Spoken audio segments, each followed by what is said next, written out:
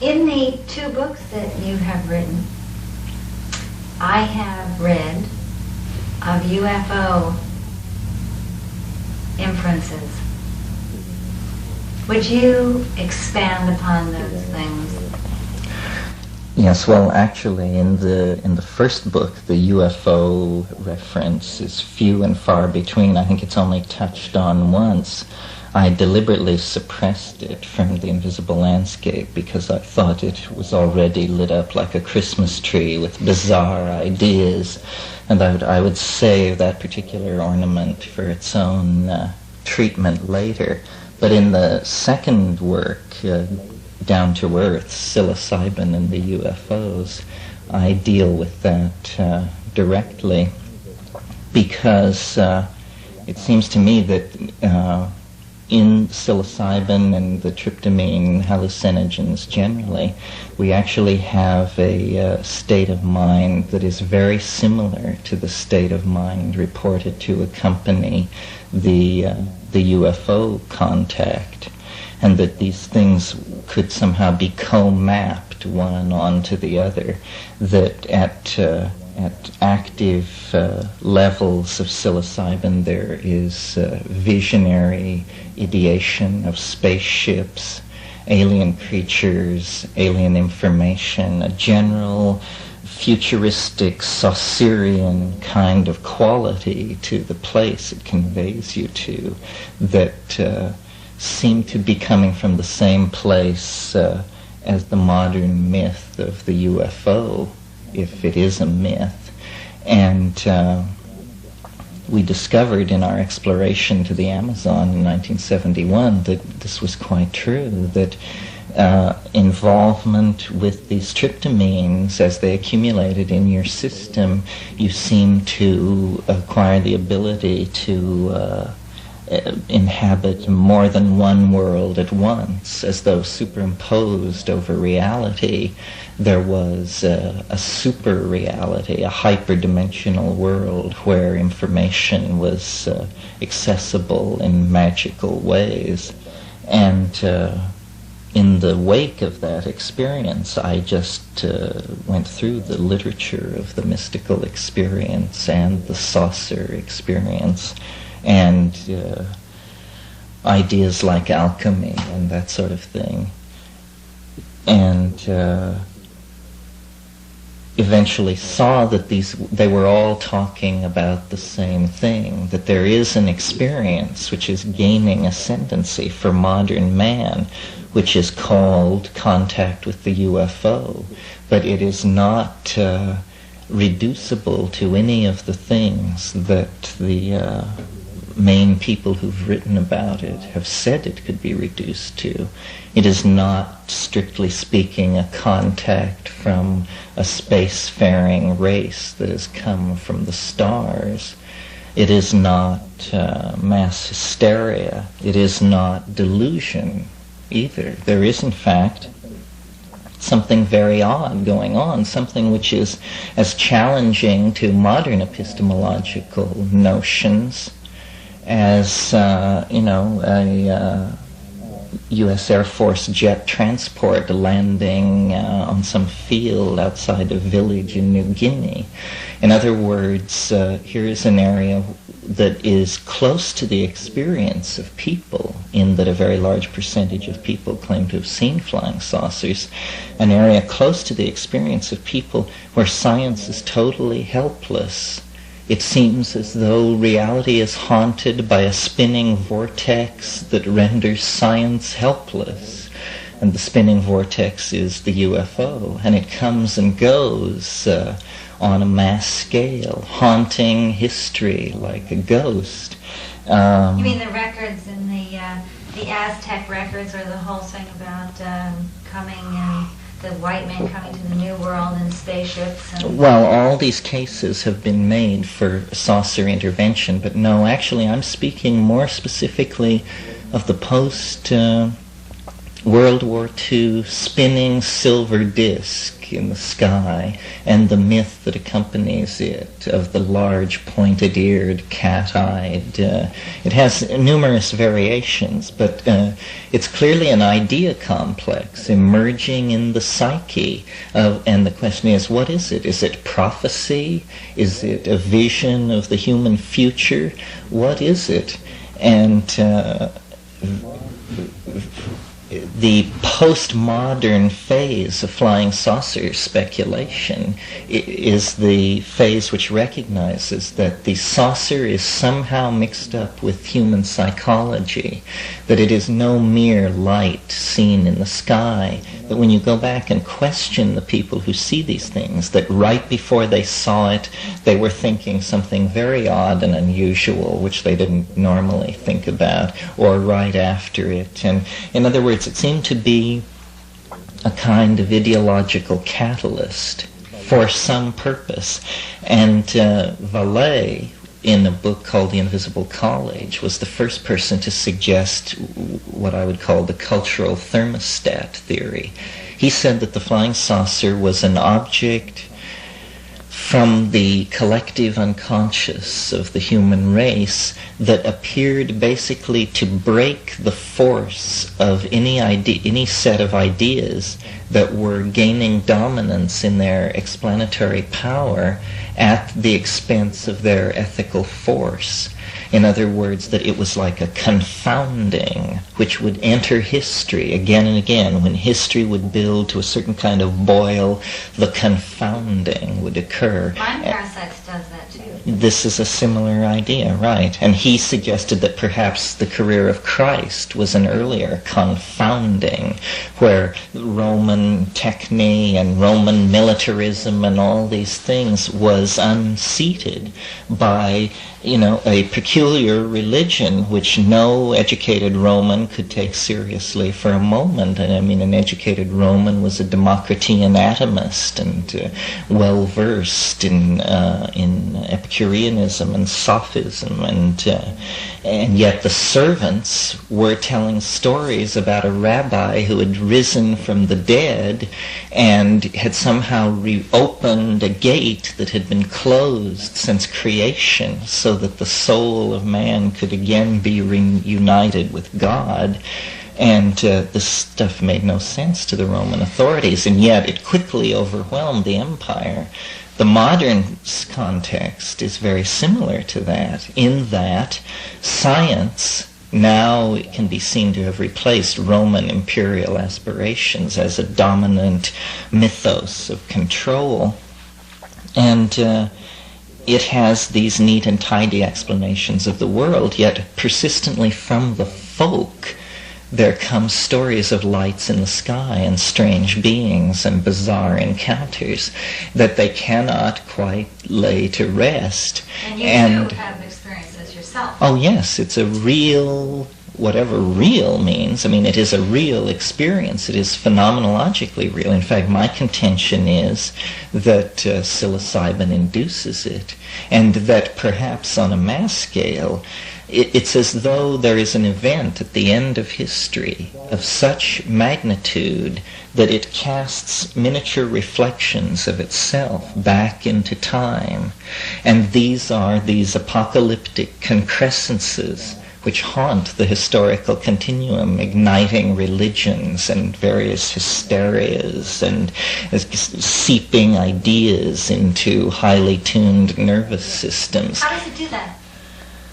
Well, it's as though it's like Plato said, time is the moving image of eternity. It does it because in its dimension all these things are somehow co-existent in time or outside of time. They have already happened.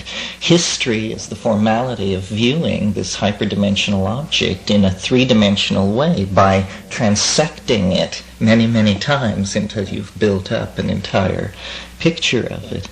But the mushroom evokes a profound planetary consciousness that shows you that history is just this froth growth of artifact production that has appeared in the last 10 to 15,000 years spread across the planet very quickly, but that mind in man just goes back and back into the darkness, you know.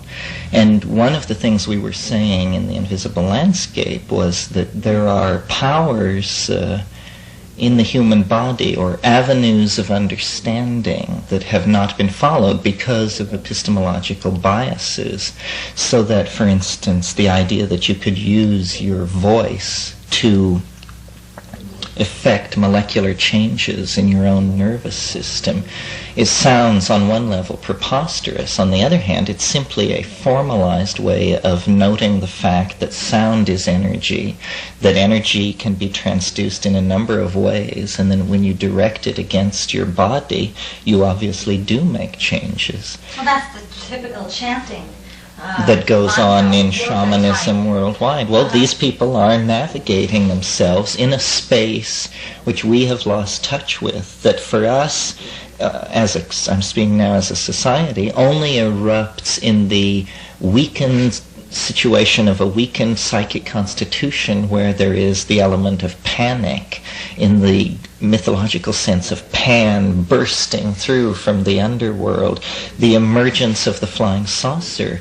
What it is it's an autonomous psychic entity that has slipped from the control of the ego and is approaching, laden with the otherness of the unconscious, so that, you know, as you look into it, you behold yourself, your world, your information field, all deployed in this strange, distant, almost transhumanly cool way, which links it to the myth of the extraterrestrial. The extraterrestrial is the human oversoul in its general and particulate expression on the planet, which doesn't rule out the possibility that the mushroom places you in contact with extraterrestrials somewhere in the galaxy, actually circling other suns.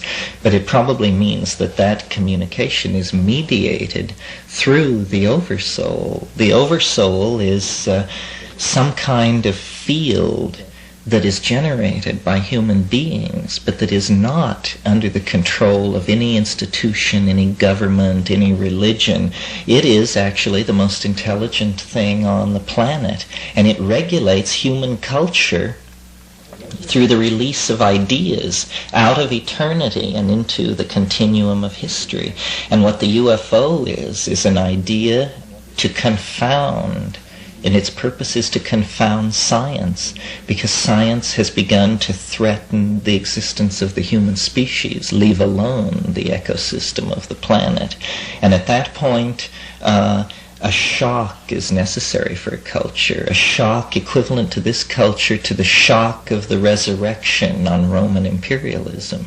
And the myths that are building are like the messianic myths that preceded the appearance of Christ. And what they are of is of an intervention by a hyper-intelligent entity that comes from the stars and reveals the right way to live, and wrecks science by a series of demonstrations that make it apparent that the purpose of human history is nothing less than total immersion in the teachings of the saucer. And once this message is slammed home via worldwide TV hookup and that sort of thing, it will just disappear. And in the wake of that, you see, what you have is this hysteria of abandonment, similar to the hysteria of abandonment that swept the Christian communities when, after the crucifixion, the resurrection, the coming of the millennium was postponed century after century. And so the development of science will cease. This flying saucer-oriented religion, which is definitely the emergence of an archetype of enormous power, will hold sway in the same way that Roman science was stymied for 1,000 years by the immersion in the words of one rabbi. Scientists are not going to like your opinion. Well, they should be forewarned. Vallée was saying this in another book of his called The Invisible College.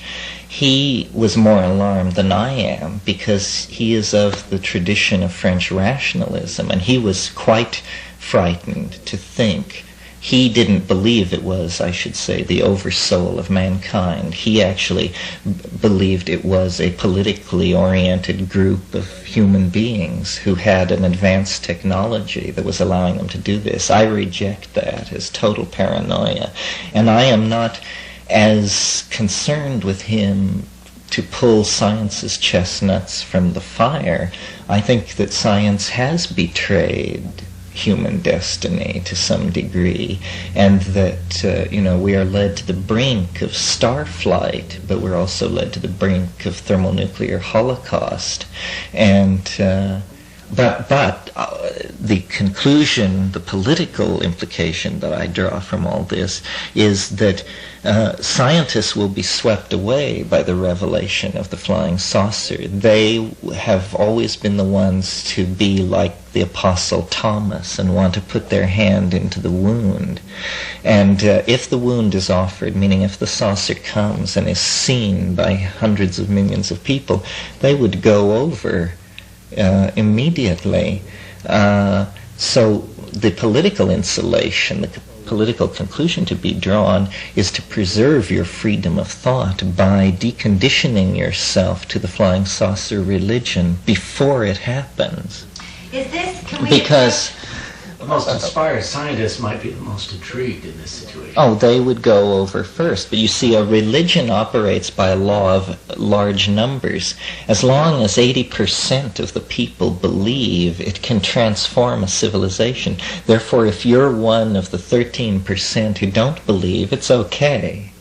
So you always want to stand where the high water won't reach. But I think that the flying saucer experience is tremendously powerful, and that it really is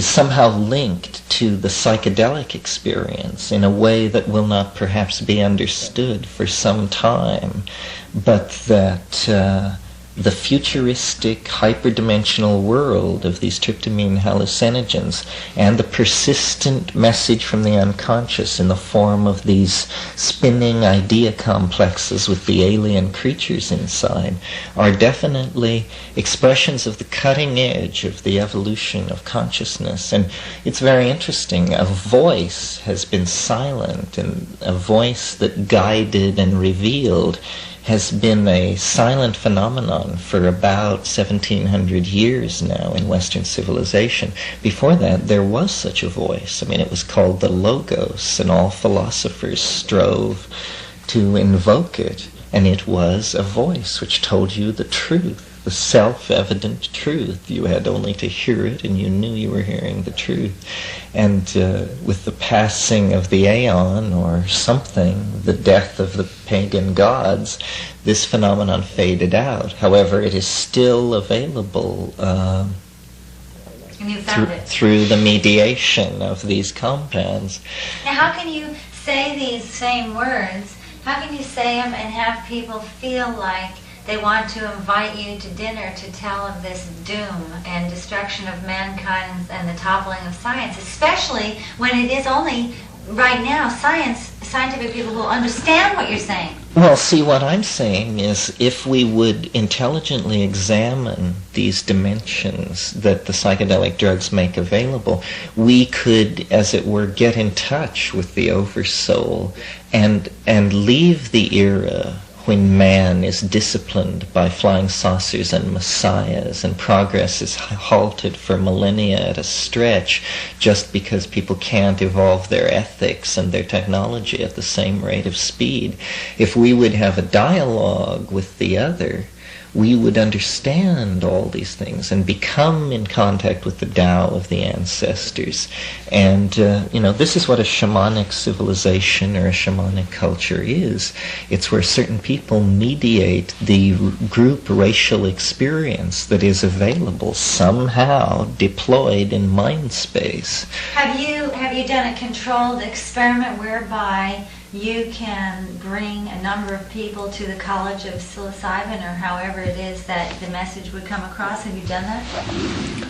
You mean in regard to triggering these UFO-type experiences? Yes, have you been able to... Well, only in the sense that we've ascertained by questionnaire that this is a very frequent motif, perhaps the most frequently mentioned motif by people who take psilocybin recreationally, is that it's about outer space and flying saucers and aliens, little green men. And these are people who are taking, 15 milligram type doses, sufficient doses to elicit the full spectrum of the compound.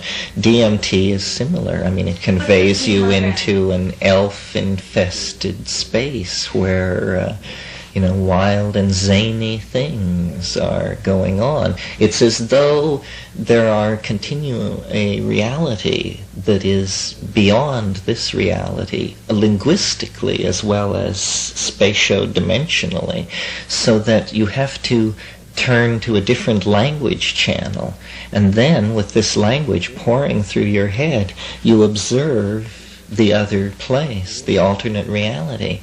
And it is... That's what Sanskrit says, too. Yes, although this alternate reality is surprisingly far from most traditions about what alternative realities are like. I mean, it doesn't prepare you for its crackling, electronic, hyperdimensional, interstellar, extraterrestrial, Saucerian, mighty peculiar, all this. These highly polished and curved surfaces and machines and beings and language transformations and machines undergoing geometric transformations into beings and thoughts that condense as visible objects. This is a theme that's very interesting to me, is the hyperdimensional language, a language that is fulfills Philo-Judaeus' quest for the more perfect logos. Philo said that a more perfect logos would be beheld rather than heard.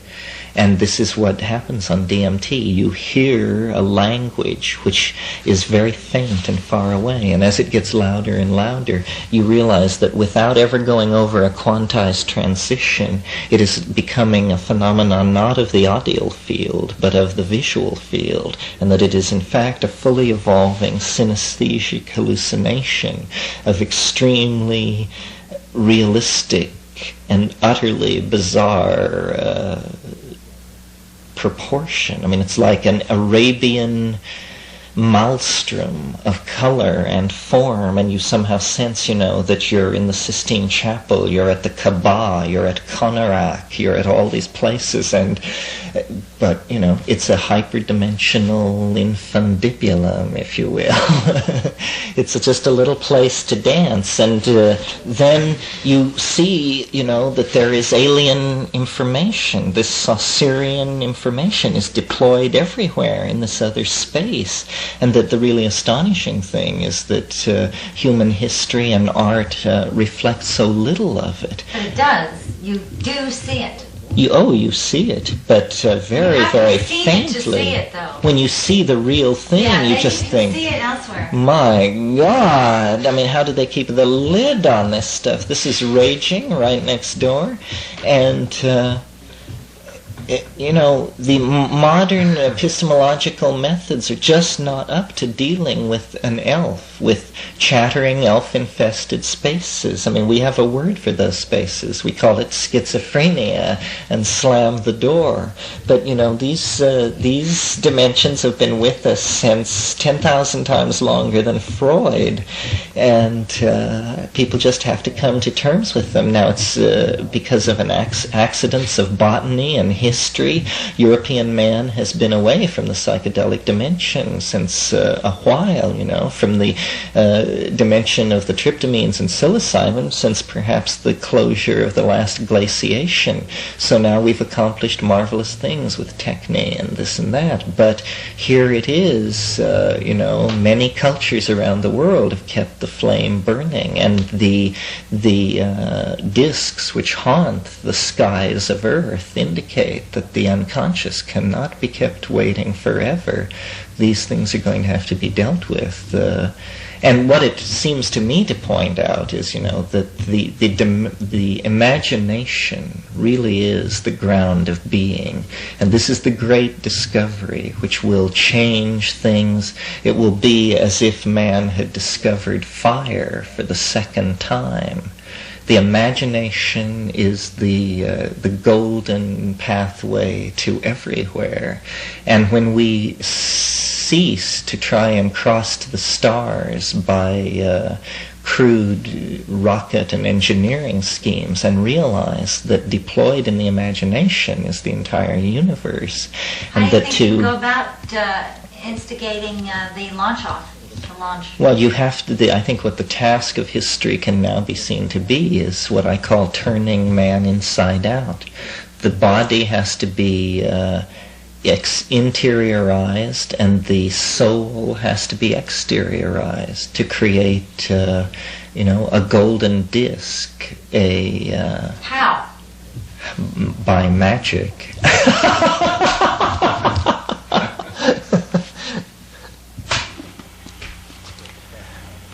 This matter of the flying saucer gives me an excuse to read a favorite poem of mine, which answers your question about the future of man and the psychedelic experience. He says, "Once out of nature I shall never take my bodily form from any natural thing, but such a form as Grecian goldsmiths make of hammered gold and gold enameling to keep a drowsy emperor awake, or set upon a golden bough to sing to lords and ladies of Byzantium of what is past or passing or to come." And this is the idea of becoming, a golden object after death. Yeats, this is Sailing to Byzantium. Once out of nature I shall never take my bodily form from any natural thing, but such a form as Grecian goldsmiths make of hammered gold and gold enameling to keep a drowsy emperor awake, or set upon a golden bough to sing to lords and ladies of Byzantium of what is past or passing or to come. In other words, a golden bird, a hyperdimensional object of Grecian gold enameling. And this is what the flying saucer is. It is the soul become object. This is the secret of alchemy. It's interesting, you see, that the great flowering of alchemy, great last flowering of alchemy in the 16th century was coincident upon a level of understanding of natural chemistry approximately equal to our modern understanding of the role of life in the universe. In other words, mostly speculation. So that what for us moves off into the sky as the flying saucer, told to us to be possible by science but highly unlikely, is like the 16th century mind's relationship to the philosopher's stone, which was said to be highly unlikely but not impossible. And so all this imaginative effort was exhausted in trying to produce the philosopher's stone, and the focus was upon chemical hardware, heating alembics, watching swirling gases in cloudy glass. And now in the modern context it has gone into the sky. The sky is the dimension of the other for 20th century man. We feel we understand natural chemical processes. There's no mystery there. Miners no longer encounter gnomes when they go into deep mines the way they did in the 15th and 16th century. Those gnomes have been stilled, but the sky is still haunted. This is where we are told it might be possible for it to come from, and the sea is obviously co-mapped to the unconscious. But the sky, because our scientists tell us, that somewhere out there, just possibly, it might be so. But I think what's being missed is that the whole dimension of communication is being ruled inadmissible as evidence simply because it doesn't conform to the epistemological biases of the people who are asking the question. And that is all these voices in the head that guide shaman, that obsess lunatics, that make poetry. And in other words, the muse is real. I mean, if you have not experienced the muse, that doesn't mean anything. You may not have climbed Mount Everest either. But I tell you, out there in life, there are experiences which cause a need for new definitions. And everyone has had them, whether they're willing to admit it. I think of one sort or another. An intimation of the other. Uh-huh. Well, so imagine a compound which elicits this when you choose to use it. Well, one could talk endlessly about this subject, I suppose, but until it's resolved, all of man's epistemological dealings with reality will be haunted by this faint spookiness which can't be gotten rid of. So to start off this continuation of the discussion of flying saucers, I'll read Yeats again. O sages standing in God's holy fire, as in the gold mosaic of a wall, come from the holy fire, purn in a gyre, and be the singing masters of my soul. Consume my heart away, sick with desire, and fasten to a dying animal, it knows not what it is, and gather me into the artifice of eternity.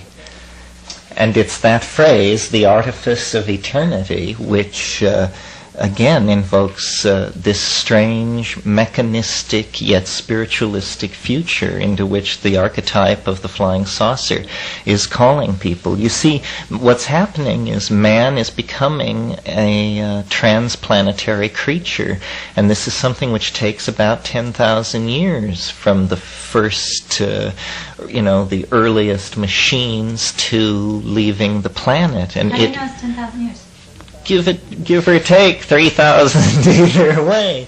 But it is, as H.G. Wells said of history, it is a race between education and catastrophe, because these more and more destructive chemical and atomic processes are released as the species realizes its aspirations are alien to the ecology of the planet, and that it and the planet must part. And this is the transformation of man into a spacefaring race is, on a biological scale, the great event that history is about. I mean, the coming of agriculture, the coming of urbanization, these things are peanuts compared to what is going to happen to this species, to these monkeys, as they leave the planet with their computers and their atomic physics and all this. I mean, you see what is happening and why the psychedelic experience is so important is because information is loose on planet 3.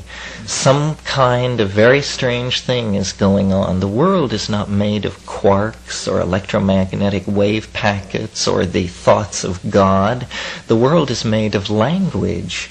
And language is replicating itself in DNA, which at its culmination is creating societies of civilized and intelligent beings which possess languages, which possess cybernetics, which possess machines, which use languages, so that standing off a light year or two from this system, what seems to be happening, what is unusual about Earth, is that language literally has become alive. It has infested matter. It is replicating and defining and building itself, and it is in us. My voice speaking is a monkey's mouth, making little mouth noises that are carrying agreed upon meaning. And it is the meaning. Without the meaning, you only have little mouth noises. The meaning is a crude form of telepathy, because as you listen to my voice, my thoughts become your thoughts, and we compare them, and there is what's called communication, understanding. It's all about codes, and that's why I've said at times the flying saucer problem is like a grammatical problem. It's like a dangling participle in the fourth dimensional language which makes reality, and that's why it's not reducible to any of these very simple-minded approaches. It is somehow embedded in the machinery of epistemic knowing itself. So we won't be able to find it if we go out in rocket ships. No, it is within. It is the soul of man. We won't be able to find it until we somehow come to terms with the hidden part, the unconscious, the collective unconscious, the overmind, the fact that there is a level of hierarchical control being exerted by the human species as a whole, that the destiny of man is not in the hands of governments and corporations and Communist Party apparatchiks. It is in the hands of a weirdly democratic, amoeboid-like, hyper-intelligent superorganism, which is called everybody. And as we come to terms with this, as we take our place embedded in the body of everybody, and information flows more freely, and the reality of this informational creature is seen more clearly, the fact that we are, it's an organism. We are having a symbiotic relationship with an organism made of information. And this is what psychedelics reinforces, I think, very strongly. It's in the psychedelic dimension that you finally can key into the voice of the organism and say, hey, what's happening? And then it explains to you that things are not as you took them to be at all, and that there is, in fact, layer and layer and layer upon interlocking meaning, and that there's very little else other than that. And that the imagination is the true ground of being, and that there is a dimension parallel to time, outside of time, that is accessible to you as much as you want it, to the degree that you can decondition yourself from the history-bound cognitive systems that have carried you to that point. This is why it's always been said of psychedelics that they were sociological catalysts. For the shaman. Well, because the shaman brings the message to the tribe. Yes, but the tribe is a system set up to receive the message. We have a different way of doing it, which is that power elites in political control pass down state-approved philosophies, which are then applied. And this runs quite... So the state is shaman. The state as shaman, the state as mediator of God's holy will, rather than a Protestant approach, if you will, a personal relationship to the overmind. And the flying saucer, what it represents basically is an instance of crisis between the individual and the overmind, where the overmind breaks through the oppressive screen thrown around it and comes to meet the individual. And it is, like an interview with an angel or a demon. It's very, very laden with heavy psychological resonances for the person experiencing it. It is a numinous experience. It is... Isn't every moment of recognizable creation then falling into that category of the seepage from the overmind, where you get a synthesis of information which becomes your creative thought, your discovery? Yes, well, our theory of time basically mapped the idea that novelty was what you call this standing wave of eternity, and that it seeps into time at a variable rate, which can actually be mathematically described using the I Ching and other techniques. It's that sort of thing. Yes, it's as though, where the flying saucers come from is eternity. They don't come from the stars unless space in eternity encompasses the idea of being able to move instantly to and from the stars. But the flying saucers come from a dimension, you could almost say they come from beyond death. They come from a dimension somehow totally different from our own, but tied up with with human psychology and human psyche in a way that is puzzling and alarming and reassuring. And shaman, it's very hard. This is a question to what degree non-participants in 20th century civilization perceive this, meaning people who take mushrooms but have nothing to do with 20th century society, whether they accept that always, since Paleolithic time, this super futuristic dimension has been present, so that in any century people could have had this commerce with the end of time, with the far future, with the place where, as James Joyce said, man becomes dirigible, the place where we have bootstrapped ourselves to the point where we leave the planet, leave the monkey shell, leave all earthbound conceptions of ourselves behind, and push off into the pure imagination. Scary, Gnostic, perhaps, as someone said. It sounds like megalomania to me, Martha. But, the future always. I mean, how mad would the 20th century have sounded recited to anyone in the 19th? What it comes down to is trying to have faith that man is good, because what's happening is that whatever man is taking control of the definition of being human, so that through genetic engineering, through drug design, through probing of, these weird psychedelic dimensions, through cybernetic interface, through activation of information, man is going to become a mirror of his deepest aspirations. And the question then becomes, what are man's deepest aspirations? What will it be? Is it some kind of Mephistophelian nightmare? Is it the Nietzschean Superman come back to haunt us in a way that makes the Third Reich look like a picnic? Or is it, the element of care and control, the aesthetic element, the wish to escape into a universe that is in fact art? This is what it holds out, that man could become an inhabitant of his own imagination, because with the technology for space, for building large habitats in space, it is possible to imagine the complete galaxy of science fiction created in a sphere less than 12 light hours in diameter, with the sun at the center of it, so that you would have 50 or 60,000 independent habitats pursuing social experiments of every sort, spatially independent, doing very long-term slow orbits from the sun and the outer planets, but informationally linked in a bubble of time, 12 light hours in diameter. And the current engineering thinking on building these large habitats is that right now you could produce the Hawaiian environment up to 14 light hours from the sun, which is several light hours further out than Pluto. So that means that essentially the entire solar system has become habitable real estate.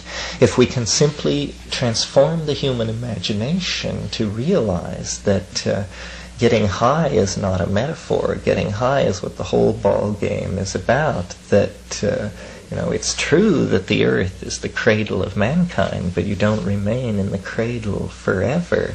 And this is what beckons. It's been, only 25, 30, 50,000 years since our shamanic ancestors began to munch the mushrooms and glimpse the vision of man radiating out through the galaxy as a perfected, super-intelligent force for light. And this is the 15-round slug out leading to whether or not that happens or not. Now, Timothy Leary maintains similar positions from a different... Similar but different, but right. He talks a lot about the DNA. I'm not...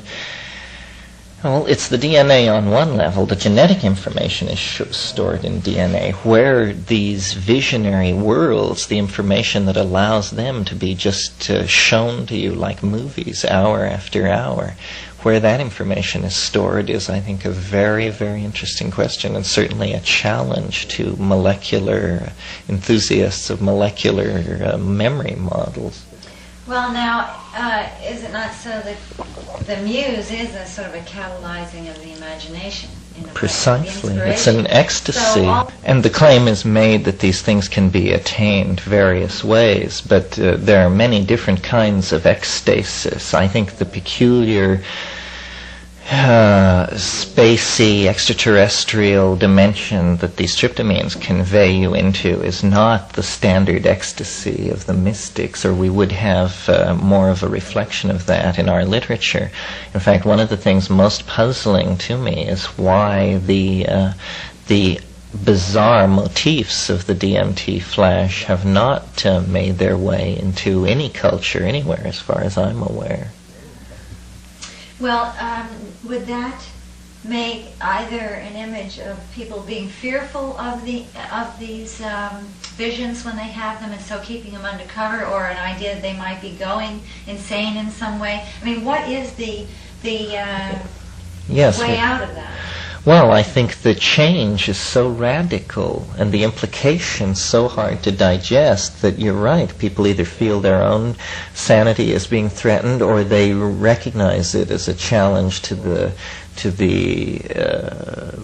reality myth of their society, and so they just repress it. They have very little to do with it. It's very hard to contact these contradictory realities which throw into doubt everything you know about the reality you're inhabiting. I mean, what a strange, strange world it is if there are these alternative continui operating all around us, filled with strange alien information floating around, and yet why pose it in the future? It is so that this is what's going on. It's just then how much time you care to spend thinking about it. Well, these are science fiction theories too. I mean, one comes across this smattering here and there, and you are saying that it's actual, and this is the way it is. This is your mission, basically, your rap.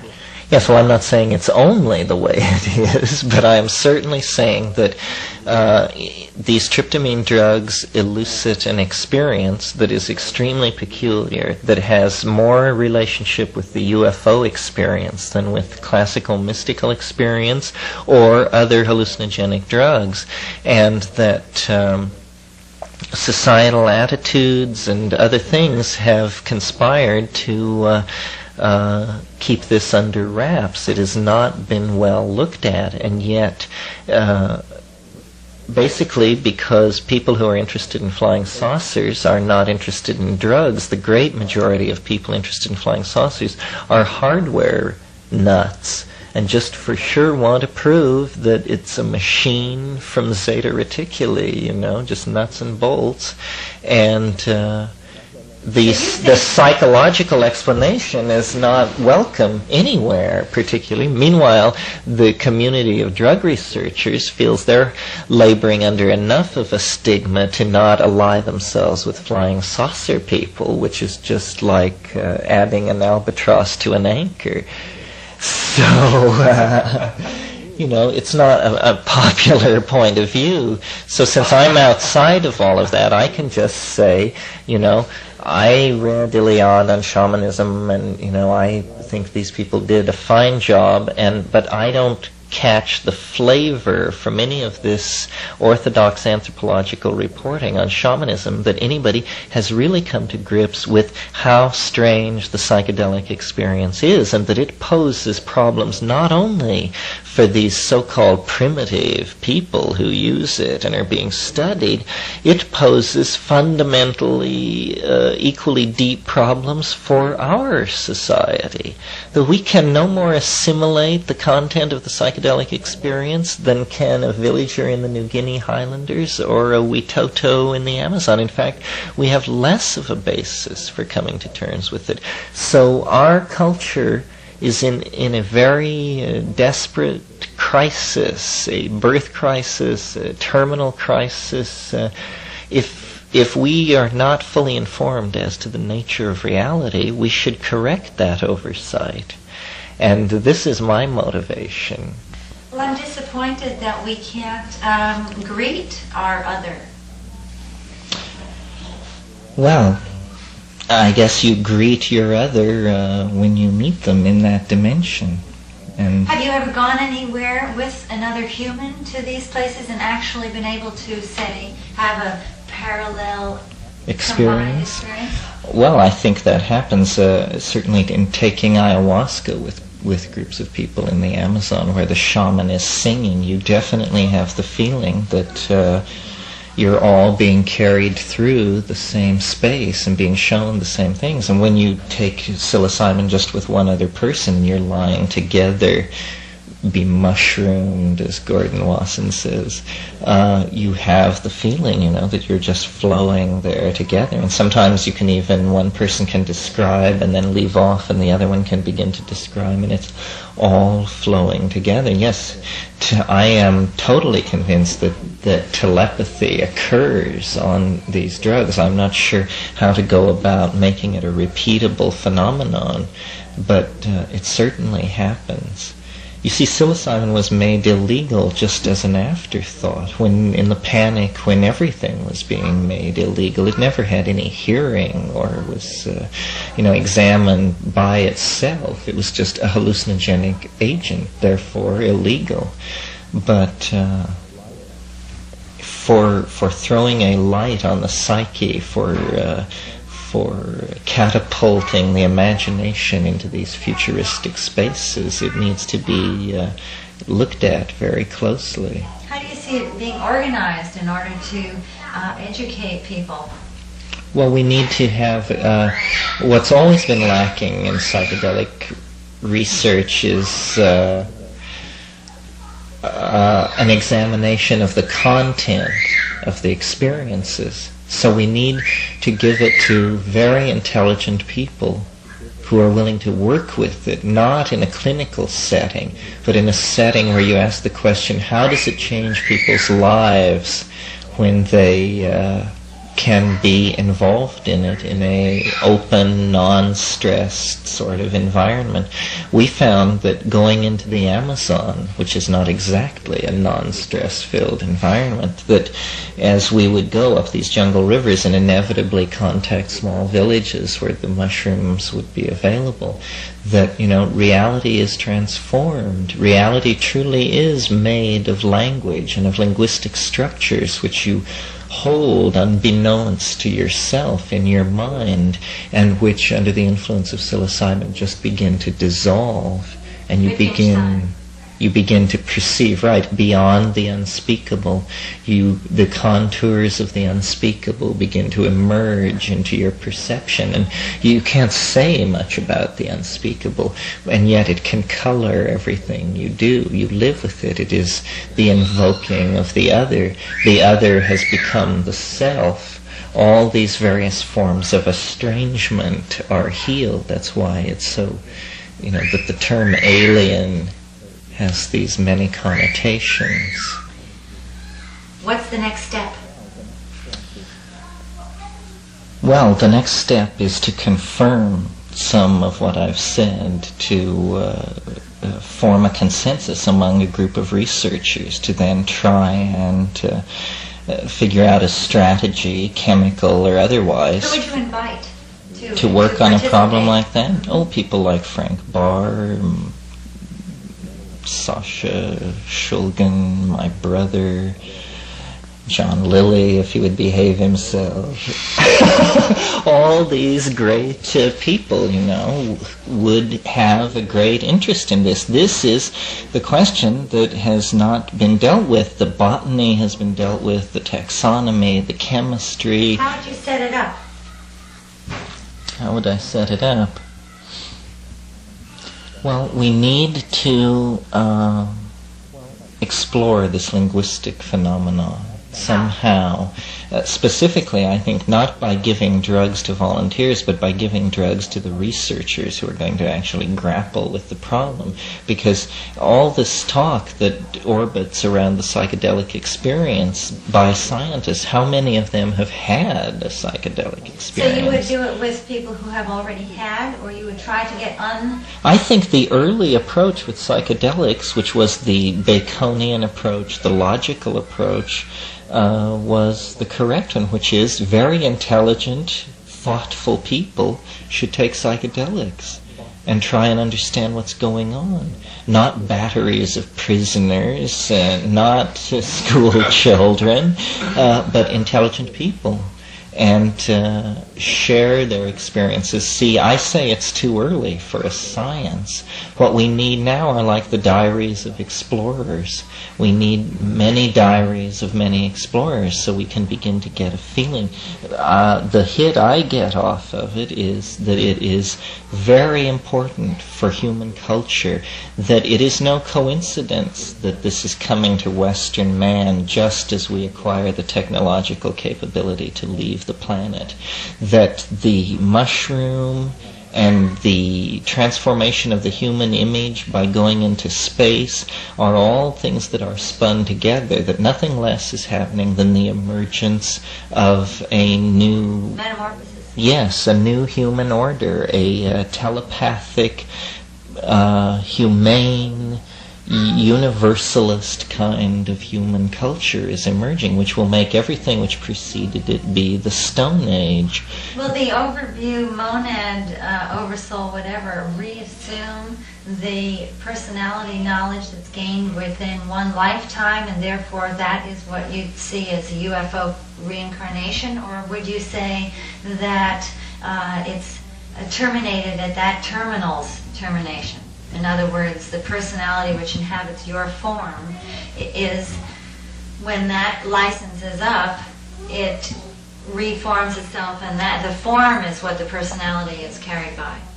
Well, when consciousness is finally understood, it means that the absence of consciousness will be understood, which means the study of consciousness leads inevitably to the study of death. Death is both a historical and individual phenomenon about which we as monkeys have great anxiety.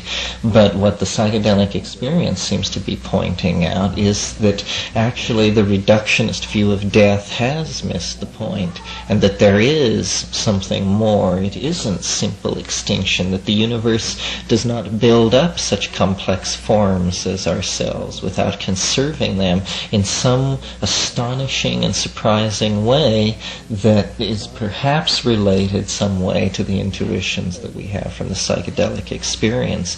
The UFO comes from this murky region beyond the end of history, beyond the end of life. It is both supra-historical and supra-organic.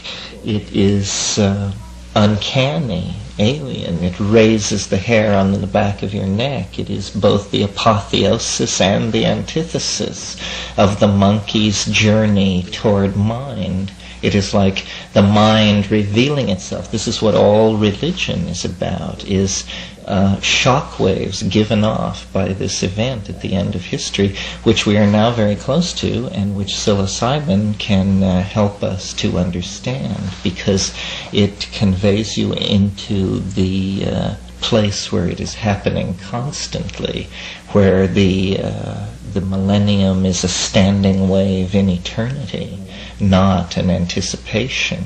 And so the mushroom stands at the end of history. It's an object that pulls all history toward itself. It's a causal force that operates to us backwards through time. It's why things happen the way they do, because everything is being pulled toward a nexus of transformation.